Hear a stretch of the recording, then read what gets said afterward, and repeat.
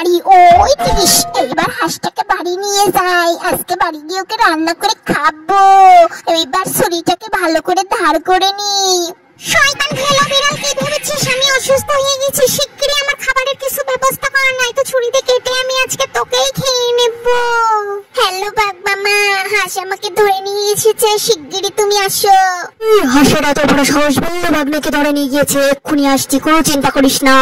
ওই ঘুমটা চলে বিল্লু বাঘটাকে বাঁচাতে হবে, তাড়াতাড়ি যেতে হবে। খেয়ানা বাঘ, তারা তোকে বাঁচাতে যাচ্ছি, আগে তুই নিজে বাঁচার চিন্তা কর।